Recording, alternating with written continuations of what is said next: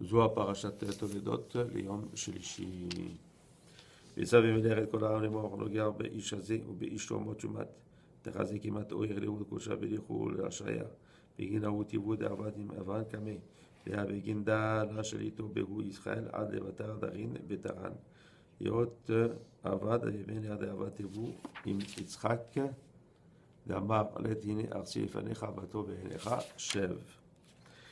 Et Avimelech donna l'ordre à tout son peuple et en disant que personne ne touche à cet homme-là, en parlant de Yitzhak, ni lui, ni de sa femme.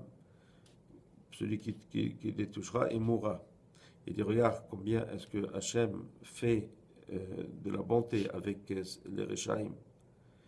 Et à cause du bien qu'a fait Avimelech a fait pour les Avot, hein, à Rishonim,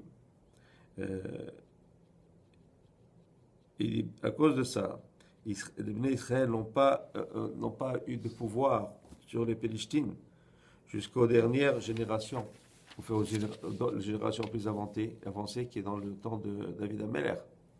Pourquoi? Tout simplement pour le bien qu'il a fait avec Israël. Et ce schrout qu'il a eu, il est resté avec lui et les générations qui l'ont suivi. Yehuda Amar, Havar Aleu de Rachel de Tivuta de Ronla Ihu Shalim. תחזה אפרון בקדמיתה אמר אדוני שמעני השדה נתתי לך והמרע אשר בו להיכן נתתיה וגומר ולבתר אמר ארץ 400 שקל כסף וגומר אותי ואשכול אברהם לאפרון וגומר עובר לסוחר ופח הכתיב בקדמיתה הנה ארצי לפניך וגומר ולבתר אמר לך מעמנו כי עצמת ממנו מאוד. רבי יהודה dit il dit c'est dommage pour ces réchaïm. Et c'est que même s'ils veulent faire le bien, ils ne font pas le bien complet. Il donne l'exemple de Ephron, qui au début a dit, voilà ma terre, je te la donne, prends-la, et prends la cave qui est là-dedans, prends-la aussi. Mais après ça, il a changé d'avis. Il a dit, écoute, c'est quoi une terre de 400 shekels. Et donc, après ça, Abraham l'a payé. Et donc, il a pris de lui cet argent qui était cher pour ce que c'était. Hein? Et la même chose pour Avimelech. Au début, il a laissé Israël être sur sa terre et habiter sur sa terre. Mais après ça, il l'a renvoyé. Il a dit maintenant tu es devenu trop puissant pour nous. Alors va-t'en. Il l'a renvoyé de sa terre. Amarlet Rebi Lazar Dahu Tivu Deraba Ime de la Sibedile Avimelech Kilum Beshadere Bechol Memune Ulbatar Azal Batre Limegar Ime Kayam. C'est au début. Comme dit Rabbi Elazar, donc il a fait le bien.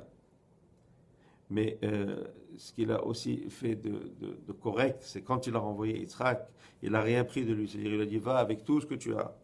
Il a laissé partir. Et après qu'il est parti, Abimelech est allé après lui pour faire une alliance. Pour faire cette alliance, c'est cette alliance-là qui a protégé les générations qui sont venues après lui. אמר רבי אלעזר, יהוד עבד יצחק. והבגין ידע רזה דחומתה השתדל ועפר ברד דמיין. בגין תקפה ואמונתה דקדקה יהוד. וכן אברהם השתדל ועפר ברד דמיה. וכן יצחק. יעקב ישכח להם מתקן ויטיב עליה. וכולהו עזו בתכם והשתדלו בגין תקפה ואמונתה שלמתה כדקה יהוד. Rabbi Elazar, il dit, c'est bien comment est-ce que c'est bien qu'est-ce qu'a fait Yitzhak. Et quand il a fait cette alliance avec Avimelech, il dit pour ne pas qu'il empêche de creuser ses puits. Il dit pourquoi? Parce que il dit que Avimelech connaissait les grands secrets il connaissait les grands secrets, les Sod HaChochma. Et donc, et aussi Yitzhak, étant donné qu'il connaissait ses grands secrets, c'est pour ça qu'il a creusé ses puits. Et il dit que en creusant ses puits, il s'est attaché, il s'est renforcé dans la Emouna. Il fait ici un parallèle que la Shekhinah, elle s'appelle Be'er Maïm, un puits d'eau vivante, ou un puits d'eau. Et c'est aussi le secret de la Emouna. Il dit la même chose à Abraham aussi, avec creusé des puits, comme a fait après Israël. Et quand Jacob est venu, il les a trouvés déjà faits. Hein? Et pour ça que le puits est ramené pour les trois. Et encore le puits, c'est une référence à la Shekhinah. V'yashta Israël et Takifu Berazat de Pikode Oraita. Maintenant que Israël connaissent les secrets de ces mitzvot et les mitzvot de la Torah, qui gonde cholima biyoma et akaf barna bisisi dehu mitzvah ou barna shetratavé, achename betfila de mincha de manach beresha ou bedore, bediun rada ilak et kachazé, begen de kucha berichu shtakach bebarna shetratar bedfilu trata betzisit, kol razim uta ila, ואדמה דלתרתה בהה דלתרתה תקיפה בתפילה לכולמה דמילא דלה שריה אימי באמנותה ודרי מיני דחילו דמראה וצלותי לאו צלותה כדקייאות ובגין כך אבהן אהבו מתקף אגו באמנותה אילאה בגין דברה אילאה דרזה דאמנותה שלמתה שריה ב... Il dit maintenant donc, étant donné qu'il connaît ses secrets, quand l'homme vient pour prier le matin et qui vient et qui s'enveloppe du tzitzit, et que le tzitzit est une mitzvah avec laquelle l'homme s'enveloppe, et la même chose quand il met les téphilines sur sa tête et sur son bras, qui sont aussi un grand secret pour le tikkun de la Shekhinah. Et donc, à Kadosh Baruch Hu, il se trouve avec cette personne-là, qui se couronne de cette téphiline et qui s'enveloppe avec le tzitzit, parce que tout ça est un grand secret de la Emunah Elona. Et c'est pour cela que celui qui ne met pas, qui s'enveloppe pas plutôt du talit, et qui ne se couronne pas du téphiline, alors donc il n'a pas cette Emunah-là. Cette Emunah n'est pas avec lui.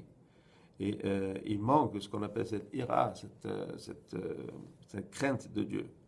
Et s'il fait une tefila, ce n'est pas une tefila comme il se doit. Et c'est pour cela donc que les avot, Abraham, Isaac et Yaakov, se renforçaient tout le temps dans cette Emunah Eliona. Parce que l'allusion, c'est quand ils voulaient creuser ces puits, c'est les puits, comme on l'a dit, il y a un parallèle avec la Shekhinah et c'est donc une grande sorte de la Emunah. Donc eux-mêmes se renforçaient continuellement dans cette Emunah. Donc le fait pour nous de mettre le talit et de mettre le téphiline, c'est aussi pour nous renforcer dans cette Emunah.